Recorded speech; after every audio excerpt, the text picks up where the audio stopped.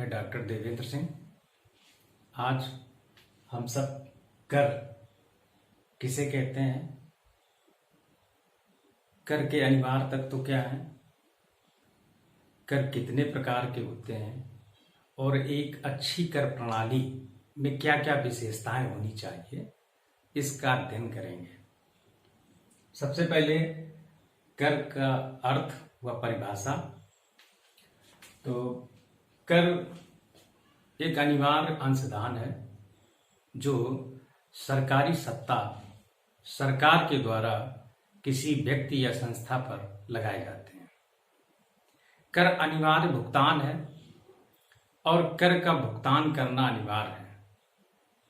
और कर किसी भी प्रकार के प्रत्यक्ष लाभ के आधार पे नहीं लगाए जाते। सॉलिंगमैन की परिभाषा कि कर व्यक्ति के द्वारा सरकार को दिया जाने वाला वह अनिवार्य अंशदान है जिसे सरकार सभी के सामान्य हित के लिए व्यय करती है और जिसका करदाता को प्राप्त होने वाले लाभ विशेष से कोई संबंध नहीं होता है। प्रोफेसर सॉलिंगमैन की परिभाषा से स्पष्ट है कि कर क्या है, सरकार को दिए जाने वाला अनिवार्य अंशदान है। इसका करदाता को प्रत्यक्ष लाभ हो ये जरूरी नहीं है कि जिस व्यक्ति पर कर लगाया गया हो उसको किसी भी प्रकार से कोई प्रत्यक्ष लाभ प्राप्त हुआ हो।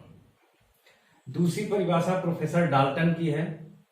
तो डाल्टन के अनुसार कर किसी सार्वजनिक सत्ता द्वारा लगाया गया एक अनिवार्य योगदान है और वह किसी कानूनी अपराध के लिए दंड स्वरूप नहीं लगाया जाता है।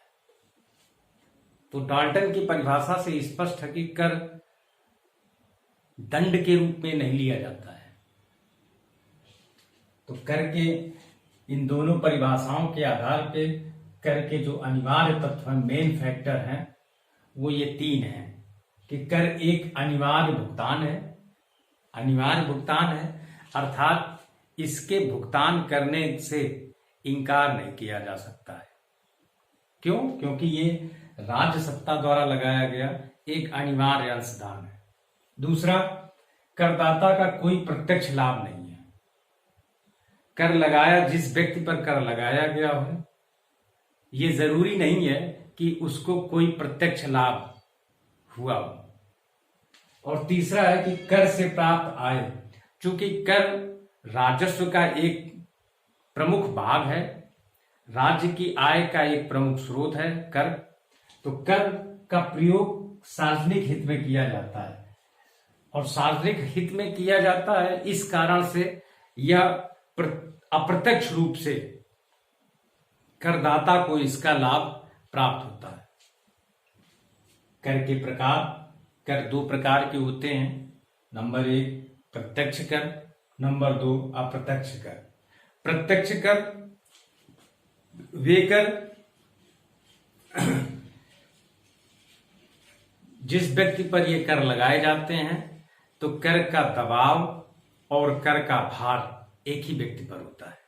दो चीजें हैं, कर का दबाव और कर का भार, ये दोनों एक ही व्यक्ति पर है। तो इसका तात्पर्य हो जाता है कि ये प्रत्यक्ष कर है। प्रत्यक्ष कर में जिस व्यक्ति के कर देने का उत्तरदायित्व होता है, सरकार ने जिस व्यक्ति पर कर भुगतान करने का दायित्व डाला है, कर का भुगतान वास्तविक रूप में उसकी जेब से ही किया जाएगा। ये प्रत्यक्ष कर है। और अप्रत्यक्ष कर या इनडायरेक्ट टैक्स वो कर है जिसमें कर का दबाव और कर का भार अलग अलग व्यक्तियों पर हो जाता है। जैसे किसी एक व्यक्ति पर कर का भुगतान करने का दायित्व दिया गया और उसने उस कर को शिफ्ट कर दिया, किसी दूसरे पर कर का भार डाल दिया, उसकी जेब से पैसा आ गया और चूंकि दायित्व तो उस व्यक्ति पर है तो उसने भुगतान कर दिया। तो इस प्रकार से ये अप्रत्यक्ष कर में कर का दबाव और कर का भार अलग अलग व्यक्तियों पे होता है। और फिर इसमें पढ़ते हैं कि एक अच्छी कर प्रणाली की क्या विशेषताएं होनी चाहिए। तो अच्छी कर प्रणाली सरल होनी चाहिए, अच्छी कर प्रणाली स्पष्ट होनी चाहिए, एक अच्छी कर प्रणाली में प्रत्यक्ष कर और अप्रत्यक्ष कर दोनों का सामंजस्य किया जाना चाहिए। एक अच्छी कर प्रणाली में मितव्ययिता का तत्व होना चाहिए, अर्थात कर एकत्र करने में कम से कम व्यय किया जाना चाहिए। एक अच्छी कर प्रणाली लोचशील होनी चाहिए, अर्थात परिवर्तनशील होनी चाहिए। यदि आवश्यकता पड़े तो कर की दरों में वृद्धि की जा सके या आवश्यकता पड़े तो कर की दरों में कमी की जा जानी चाहिए। एक अच्छी कर प्रणाली में सार्वजनिक अधिकतम सामाजिक लाभ के सिद्धांत का उपयोग किया जाना चाहिए। इस प्रकार से कर, उसका अर्थ, परिभाषा, उसके अनिवार्य तत्व, कर के प्रकार और एक अच्छी कर प्रणाली की विशेषताएं, ये महत्वपूर्ण प्रश्न है और इसमें प्रायः कर की विशेषताएं, कर प्रणाली की विशेषताओं को बहुत अधिक पूछा जाता है। बहुत बहुत धन्यवाद।